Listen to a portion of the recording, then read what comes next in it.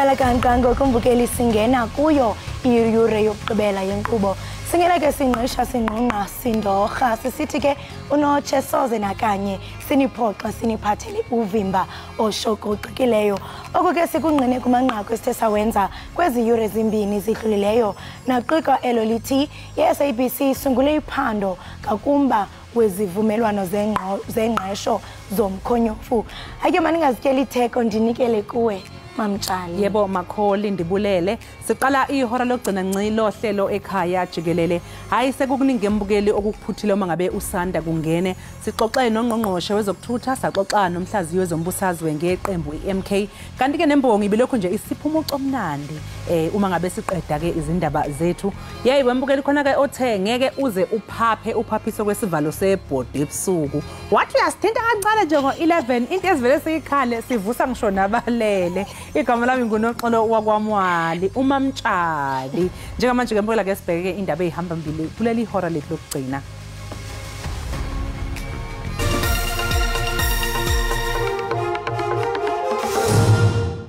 Mina babone ngoba ndinegazi elaba badudule bezecaleni kwami. Bazixelela ukuthi nami sebendidubulile. Kubulawa abantu abayishagalolunye ngase-Rustenburg kanti kusolo ukuthi imbangela lesisigameko kube umbango phakathi kweyinhlanga ezimbili okubalwa kuzo amaXhosa nabeSuthu.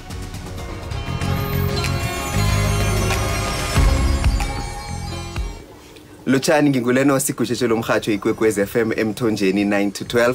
Siyakwamukela ehleleni elitsha likamabonakude lendaba ezinabileko ekhaya Jikelele. Sikhamba nawe nomsebenzini uthinge esikolweni konke okuhloka kuyokuthola zamba nje siphuma phambili indaba siqahe ngezemidlalo ubujamo bezulu ukuthi na uphuma ekhaya wazi ukuthi umbathe njani. Konke okuhloka ngelimi oluzwisisako la ku SABC News.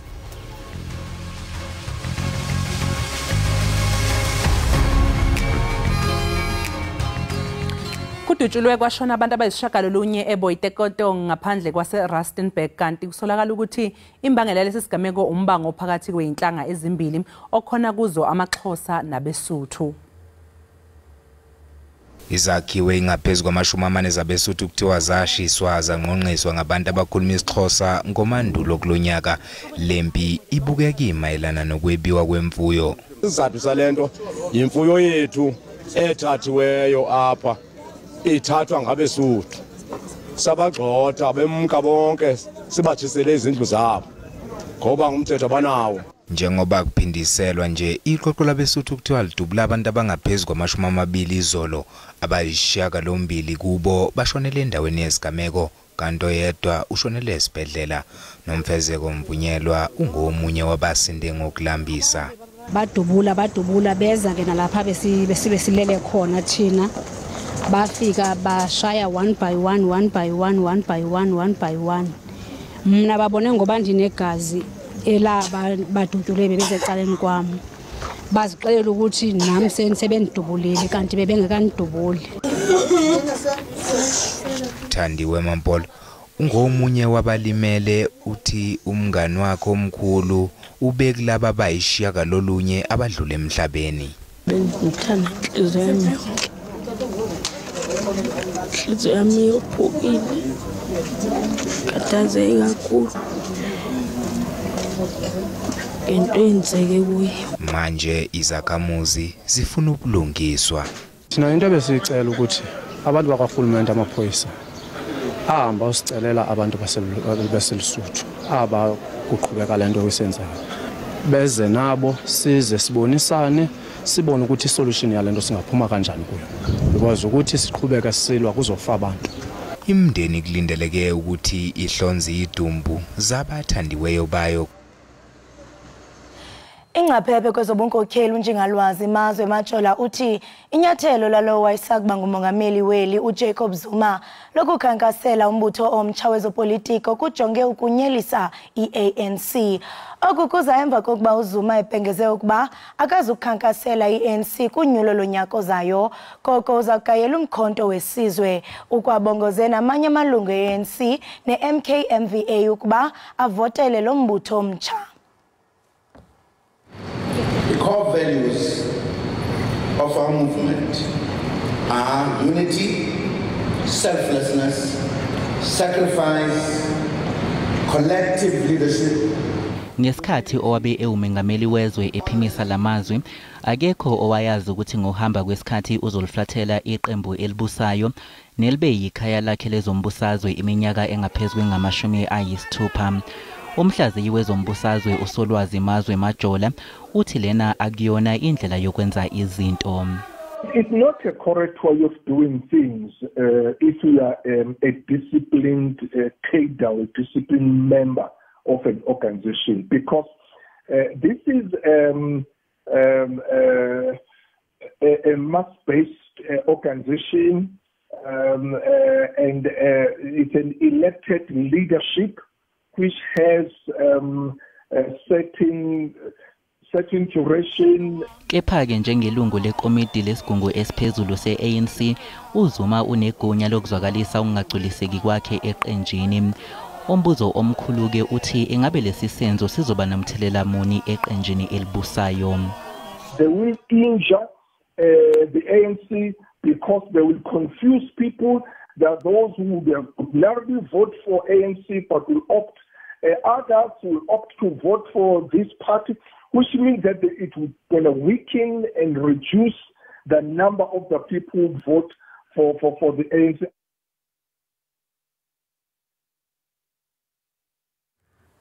U-Ivan Bands ukhethwe njengomengameli omusha we-National Freedom Party edlisela ogageni uZandile Myeni ngamavoti ayi-18. Le ngqungquthela yokhetha ubuholi edonsi insuku ezintathu ibukhungethwe zinkinga eyifaka phakathi ukubhaliswa kweyithunya. Sike saxoxisana-ke mbukeli noTeddy Thwala onobhala omusha we-NFP. Iqembu i-NFP okuyiqembu elaqembuka ku-IFP lamangaza abaningi ngesikhathi libamba iqhaza okhethweni lwalo lokuqala ngqa lohulumeni basekhaya ngo-2011. Ngo-2015 umsunguli walo uZanele kaMagwaza Msibi wahlaselwa isifo sohlangothi esaholela ekutheni kube nombango wangaphakathi wobuholi owadonsa iminyaka. Ngasekuqaleni konyaka-ke i-IEC beyisinikeza leli qembu kuze kube undasa wonyaka ozayo ukuthi lilungise izinxushunxushu zangaphakathi eqenjini. uBansi osanda kuqokwa njengomengameli weqembu uthi okumqoka njengamanje ukuletha uzinzo eqenjini. Njengamalunga esigungu esiphezulu esikhethwe namhlanje sizizwa sithobekile kuyintobeko kithi futhi basibeke ijoke emahlombe ukuthi silungise iqembu le-NFP silethe uzinzo sidala ubunye silethe ukuthula bese sihamba siyokhuluma nabo bonke abafowethu nodadewethu abebengekho la ngezathu enizaziyo umphakathi ukuthi bebengekho happy sikwazi ukuthi silungise iqembu lethu kube nezinzo nokuthula nobunye sikwazi ukuya phambili. Kule ngqungquthela yokuqoka ubuholi uMilton Sokhela uqokwe njengephini likamengameli kwathi uTeddy Thwala waqokwa njengonobhala jikelele weqembu. Yize kunjalo-ke kepha kunohlangothi lweqembu eliphikisayo okhona kulo uKenan Mdletshe omile kwelokuthi yena usangonobhala jikelele weqembu. Ibe impumelelo imbizo yabalimi ebihlelwe umasipala wesifunda uMzinyathi ngaphansi kohlelo lokuqinisekisa ukuthi abalimi abasafufusa endaweni bayahlomula ukuze bakhiqize ukudla. Kule mbizo bekukhona nomlimi wesifazane osemkantshubomvu nokukhanya ngubo odumo ngelika Brahman Lady. Le mbizo ke bibanjelwe eDande enyakatho yesifundazwe eKwaZulu-Natal. Umasipala waseMzinyathi wenze lembizo ngenhloso yokuhlomisa abalimi abasacathula ngolwazi lwezolimo njengoba sazi sonke ukuthi umnotho usemhlabathini. Kanti abalimi abasafufusa bathi bafunde elikhulu kule mbizo. Njengoba ngumfuyo sazama usaqala. Lolu suku lanamhlanje lube intokozo kumina lingilethele okuningi. Lingifundise okuningi ngoba ngifundile okuningi ngemithi kanye nangokudla ukuthi inkomo sijova kanjani. Izuzile ukuthi like mawuhambisa inkomo endalini ufuna zishaye imali eright ukuze nawe ungakufili ukuthi inkomo zakho iqhamuke emakhaya. Okokuqala nje ufuna kube ukuthi uyayigunda impondo zazo azibi nempondo. Umlimi osemkantshubomvu odume ngelika Brahman Lady unokubonga ngobo uthi njengabalimi nabo bavule izandla kepha ke unxusa ke nohulumeni ukuthi ungenelele kwazise kuyaphileka emkhakheni wezolimo. Ngoba sila sikhona ngicela silo ophume khona ekhakini uphuma udlile umadulele hotel okhadebele hotel badla ama breakfast lama breakfast kuno bacon okhiqizwa abafuyi bengulube unotamatisi okhiqizwa la emhlabathini unama mushrooms okhiqizwa ithina abalimi so imarket into ehlezi ikhona ngoba ukudla it's a basic need kufana namanzi into esidinga ngaso sonke isikhathi ngeke ukuthi uma uzotshela amakabishi uthi awukwazi ukuthi uzodayisa kuphi indaba yefunding ngiyafisa ukuthi uhulumeni angenelele kuyona indaba yefunding akwazi ukubalekelela abafuyi nabalimi abasafufuza Mesifunda umzinyathi uPetros Ngubane ithi ithakasele impumelelo yalembizo okukhulu esikubonile bekwenza abantu uyabasiza namhlanje kusasa futhi bayawa afuna baqale phansi sesiqala ukubona ke ngoba ama commercial farmers abantu abafuya inkomo zobisi eziningi esibanikele ngaphezulu kwamashumi ayisithupha amashumi ayisikhombisa sebeqala ukufaka ubisi lwabo la kufake lidayise khona bathola inzuzo okujabulisa nakakhulu ukuthi kuhlomule nabantu abaqhamuka ezifundazweni ezahlukene bona abantu abasha la abebefikela abaningi abesilisa nabesifazana siyabona abantu ababuya kwami ama province ababuya eMpumalanga province ababuya eFree State eEastern Cape abese babuya kona zonke izifunda zalapha kwaZulu Natal nemetro bekhona bethamelele umcimbi nalomsebenzi ebenziwa la imbizo ke ibibanjelwe edolobheni elincane eDandi enyakatho yesifundazwe iKwaZulu Natal kanti ke mbukeli njengamanje ake sibheke ukuthi kumi kanjani lapha kwisimo sezulu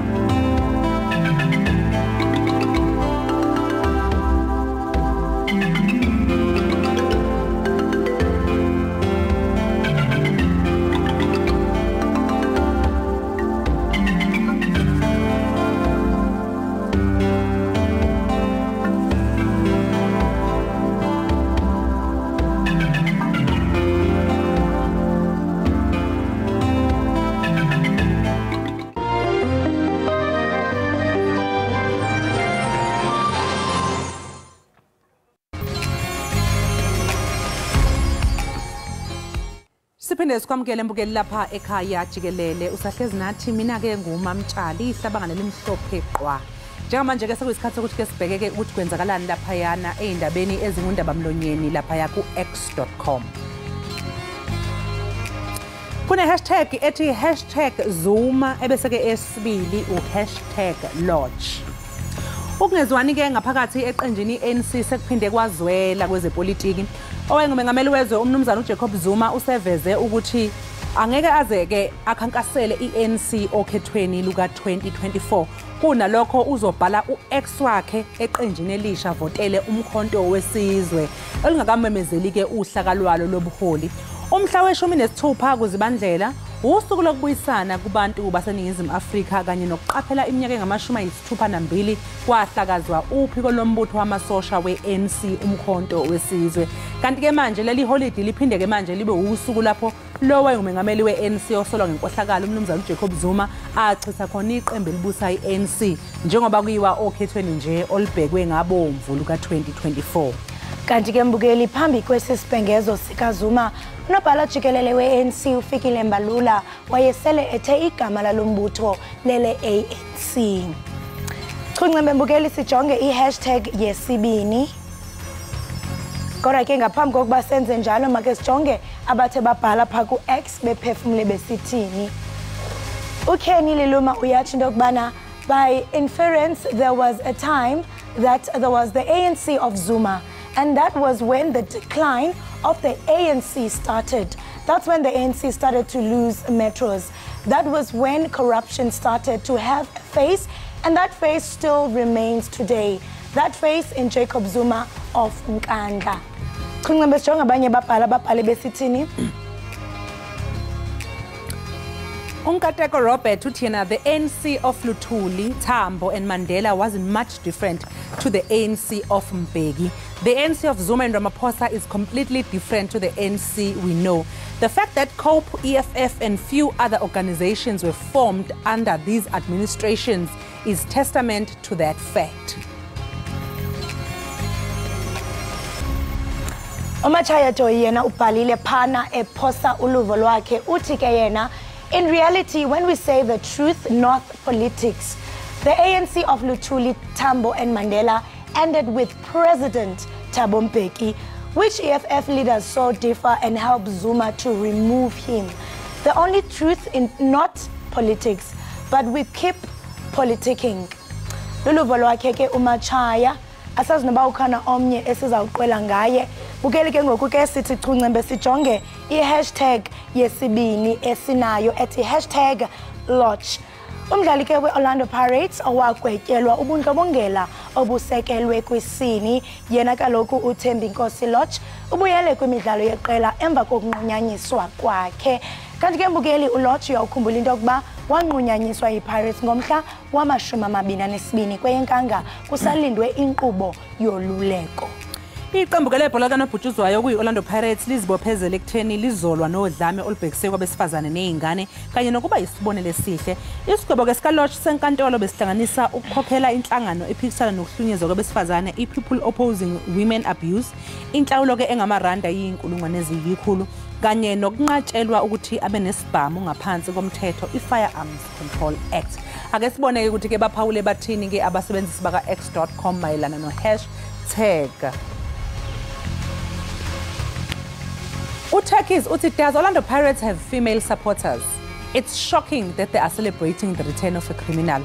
I'm not surprised about the men's behavior. That is to be expected. Waphefumula naye I am always a happy man.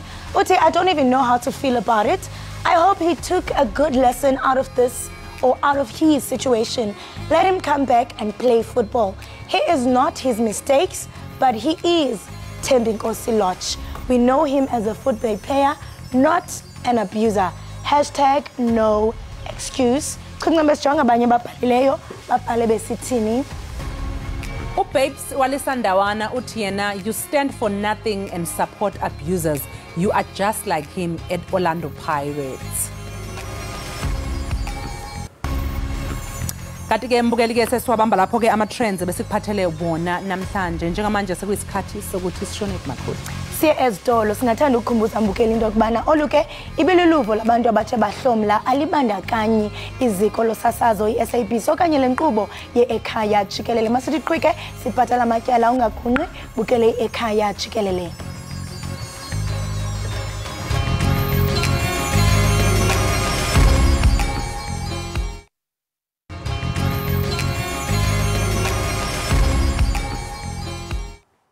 Sibambe ngazibini mbukeli we-Ekhaya Jikelele ngokuba uhleli nathi. Bonile kaloku mbukeli into yokubana ebudeni benkqubo sizama konke uqinisekisa into yokubana apho ekhaya ingcambu zenhliziyo zakho zichukumisekile. Kanti ngoku sipheke uSeluna imbongi yabantu. Unenkondlo ke athe wasilungiselela yona ethi idlozi. Seluna iqonga lelakho.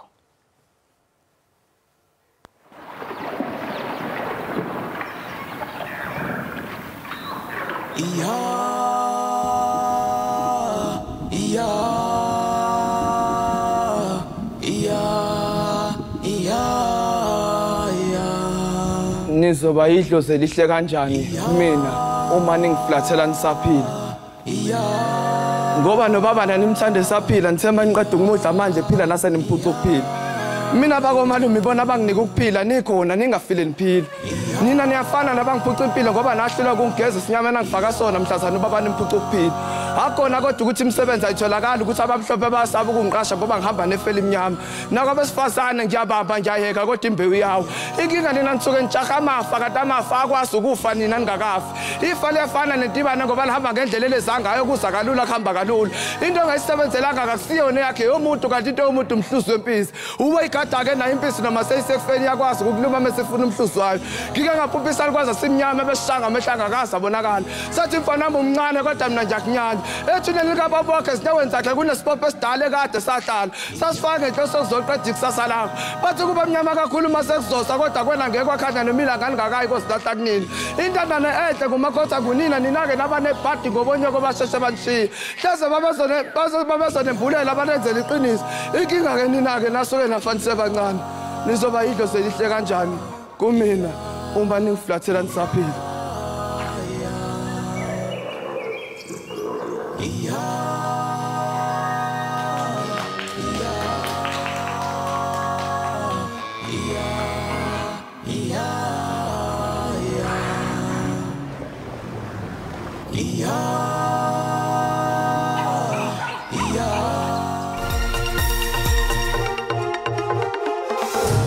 Indawo yokubhukuda esanda kuvulwa elokishini laseNew Brighton eGqaberha isibonakala idumile kubantu bakule ndawo. Lesi sikhungo esisha siqanjwe ngoThozamile Cecil Magqabi iqhawe lomzabalazo kule ndawo. Ingoma igwiju ethi phambili nehondo idumile ezilokishini kwaye bebenemincili abantwana. Eli iza kuba lithuba lokuba bafunde ukudada apha. Umasipala ombaxa iNelson Mandela uthi asixhaxhe kuphela amaziko ezemidlalo athi avulwa ngenxa yobhubhane we-COVID-19 waye ukushokoxeka kwamanzi ngenye ingxaki. Ingxaki besinayo ibi-COVID-19 iifasilithi ezininzi ziqhekezwe ngelo xesha elo kodwa ke ithi loo nto masibaleke kuxanduva lwethu lokuqiniseka ukuba iifasilithi zime kwindawo erayithi.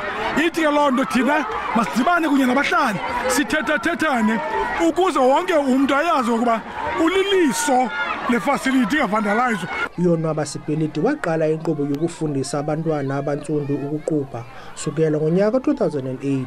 Lo kaSipeliti uthi eli lithuba lokuba nabanye abantwana bafunde ukudada. Abantwana balapha ekuhlaleni bakwazi uqubha, bakwazi nokuzisindisa emanzini xa benobungozi nokwenza ke basayazi ba indadi ziyafuneka kangakumbi ezizakuthi. Abantwana bebechulumancile namhlanje. Mna ndithanda uqubha kusikhusela ezintweni ezirongo ezilapha phandle esitratweni because naxa sibuya esikolweni sibuya size apha sizoqubha kusikhusela ezintweni ezirongo ezilapha phandle. Mna ndathanda uqubha kuba ndiziva ndikhuselekile xa ndilapha indawo esafe qho xa siphuma esikolweni sizawuza apha. Uluntu lwalapha luthi kudala lulindele eli thuba sukela ngonyaka 2018 yaye oku kuza kubangela abantwana bangahlali ezitalatweni. Ndinguzolani Moya wendaba ze-SABC ndiseGqaberha kwiphondo leMpuma Koloni.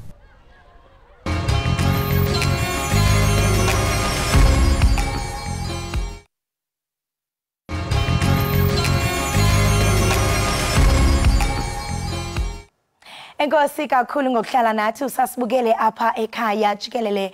Namhlanje ke kwezempilo sijonga umba wokungakwazi kwabasebehlanti okanye kwabasebhlanti ukwenza nzima abasetyhini. Lanto ke kuthiwa yi-male infertility ngelasemzini. Sininzi ke izinto ezinokuthi zikhokele kule meko kuquka ke xinzelelo izinto ezithile zezempilo njalo njalo. Ukuva banzi ke ngalomba siqhagamshelana ngeZoom noGqirha Noluyolo Sicu okwicandelo lezempilo elijongene nemiba elolu hlobo. Gqirha Noluyolo masikubulise sikwamkele enkqubeni sibambe ngazibini ngokuba ube kunye nathi namhlanje.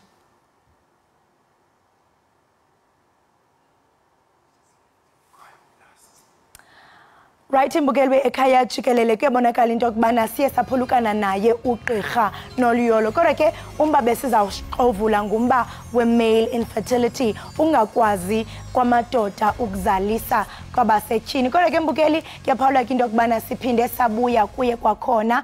Gqirha Noluyolo masikubulise sikwamkele enkqubeni.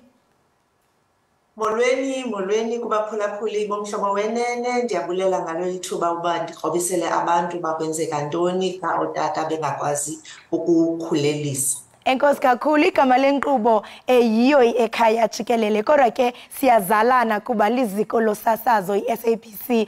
Xa siqala nje gqirha uNoliyolo, ungasixelela ukuba xa sithetha ngayo i-male infertility sithetha ngantoni? So, xa sithetha nge-male infertility, mhlawumbi mandikrobise nje ngokuthi i-infertility xa umuntu bezama ukukhulelwa kude kuphele unyaka kungenzeki into, okanye ukuba ngaba badlulile kwiminyaka eyi-35 xa kuphekela inyanga ezintandathu kungenzeki into, siye sithi abo bantu bane-infertility. Hey, siyathanda ufumanisa. Abantu abangootata nje ukukhawulezisa ukrobisa, zininzi izinto ezibenza bangakwazi ukukhuleliswa, bangakwazi ukukhupha imbewu uba idibane neqanda lomama. One of the main reasons ezenza loo nto kuxa kuthe bakhona i-blockage eyenzekayo phaa kulaa ndawo ihambisa imbewu yotata ukuze ikwazi ukuphumela ngaphandle. I-blockage leyo ke yenzeka xa ngaba umuntu ebeke wathi wenza laa nto kuthiwa yi-vasectomy waqhina, maxa wambi xa kuye kwathi kanti kukhona i-infection ethi ibhlokhe. That's one of the common causes. Okwesibini, into eyenzekayo xa ngaba imbewu yotata ingasenzeki. Kuyenzeka ngamanye amaxesha kube khona laa nto siyibiza ngoba yi-testicular failure. Ukutsho oko ithetha into yoba impahla yotata ayisakwazi ukwenza i-sperm. Abantu abangootata bayakwazi ukwenza i-sperm ebona njalo, kodwa ngamanye amaxesha ngenxa yezinto ezithile abathi bahlangabezane nazo kuye bayeke ukwenza imbewu.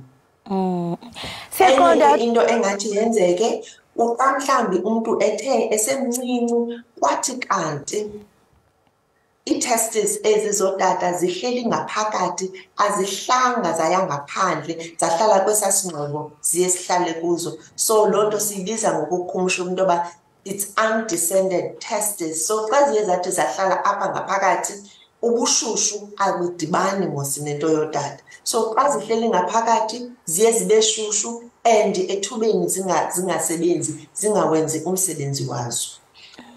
Maxa wambi ootata ke baye bagule, isikakhulu xa besebefikelele kwiminyaka engapha kwama-50, that is after the age of 50, baye babe nelangxaki ye-prostate cancer. Iyenza ke loo nto into yoba bangakwazi ukukhulelisa ngenxa yebuxhakaxhaka obuye busetyenziswe xa kuzama unyangwa bona. Laa nto yoba kuthiwe bayatshiswa, ukutshiswa kwabo kuye kwenze into yoba bangakwazi.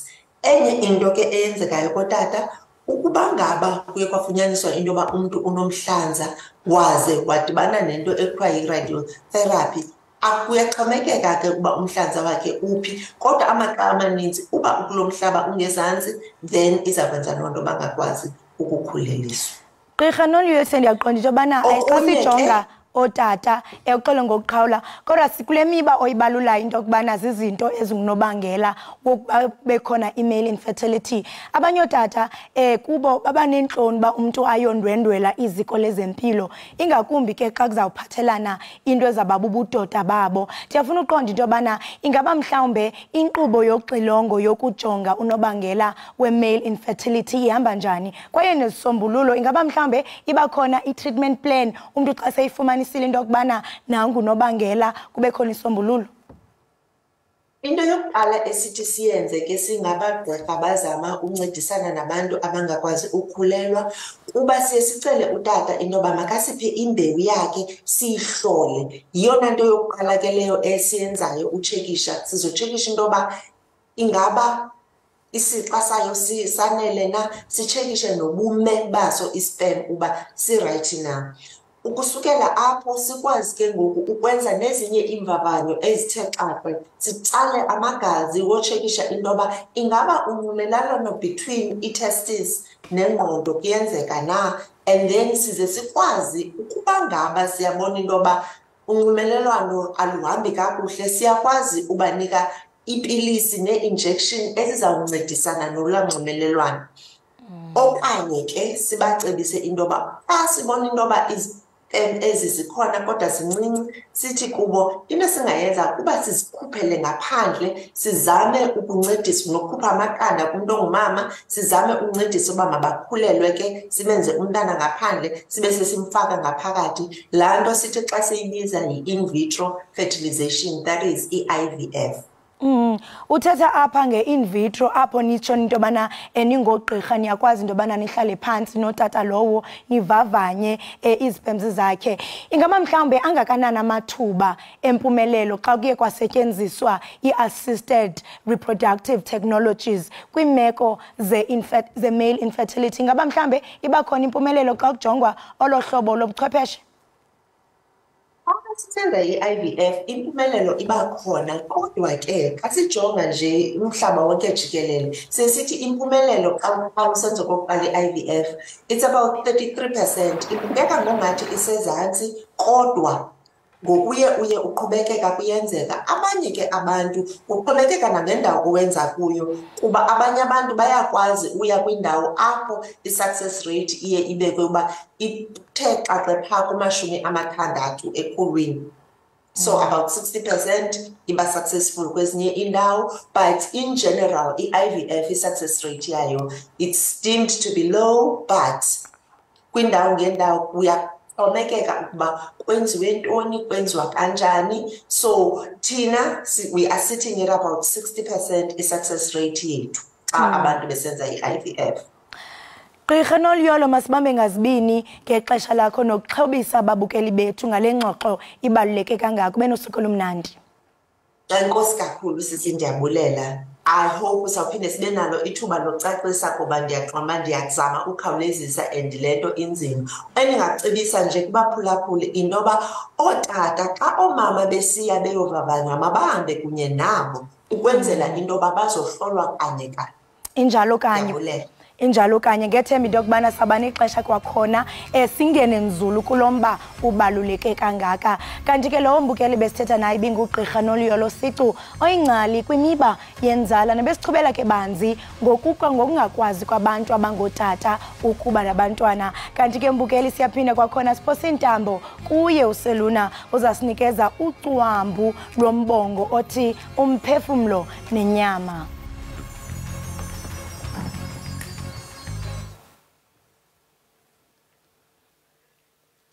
Bengicela umphefumulo wahlukanise nenyama ngoba kuyacaca nawe Somandla awungizwa mangikhala, nabaseduze kwami bangishaya indiva mangibhala. Ongenani nginikeza inkombandlela noma encazelo ngangizonzani lo mhlaba ngiyahamba, mhlambe mangiseduze kwakho ngakhona ukunginaka. Angiqondanga kona ukuziqhathanisa nontanga, kepha ngibuka ilanga selize liyashona, anginalutho kanti iminyaka iyahamba ayimanga. Ngiyazama ngiyahlanganisa kuhlangana. Mina Thixo Somandla ngisazi noma uwena noma abaphansi. Imali impande yesona iphenduka uphunyuka bemphethe iphelele esandleni. Imisebenzi edloze ngapheli kodwa ku-empty ephaketheni. Angiphethe lutho esandleni. Ingakho ngithi ongenani bengicela umphefumulo wahlukaniswe nenyama thina. Sisala izibiza abazali abayishiye emhlabeni bengasilungisanga. Sisahamba nedlozi elimnyama elafaka bengesikhalile agcina lingagezwanga. Manje njalo malifika kuthina lifika kabi selimdaka. Abanye babekele ukugula ezimpilweni zabo kodwa izimpilo zabo zimile. Abanye bagqoka amajazi kodwa imisebenzi abayitholile.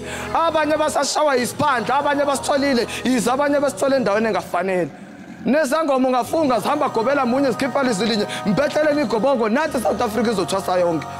Ewe vele kuyazi kuyenzeka uphethe igobongo ungezuthwasa, kodwa kusizani ngoba nabaphathi basifuna igobongo imisebenzi bengasinikile. Uma nisibona sidlula ngendlela sigqoka amanikiniki, ningasheshe nisahlulele. Emakhanda sihluzile kanti ukuthi impilo ayikahlangani. Uma wena yakhe impilo isheshe yahlangana, lokho akuchaza ukuthi thina singamavila sifuna ukuzama. Mhlawumbe wena ongazi ukuthi kubhlungu kanjani ukuzama empilweni ungaphumeleli. Ubuka ontanga yakho beqashwa ngapha nangapha. Wena soloko wajika nelanga mihla namalanga. Uphila ngamagama athi mhlawumbe kuyolunga ngelinye ilanga. Ubone moqeda kugesa ukuthi siyaguga izikhindi zangaphansi ungena kutshela abantu. Uhlangane namaphepha ezicelo zomsebenzi ndize emgaqweni. Usibuzo Somandla ngenzeka ukuthi nawe amamandla aphelele emoyeni. Bathenga isimoto ntangayini bahambe bayemshadweni. Wena njalo mangabe uthi uzama inhlanhla ebudlelaneni. ubona sebephuma sebehamba bekushiya uzibuze Somandla kanti kumina kwakhala nyonini naku ngiphenduka idede lingahlala empukani kubhlunguka amathunzi amnyama mase kuxabanisa nabantu azakushiyeni isibazi kusuka umuntu ungazelela kuqalele ngesikhala ngesinye isikhathi kuyenzeka ke nasejele ugcina uphelele ngaphakathi bengicela ongenani umphefumulo wahlukanise nenyama ngoba kuyacaca nawe Somandla awungizwa mangikhala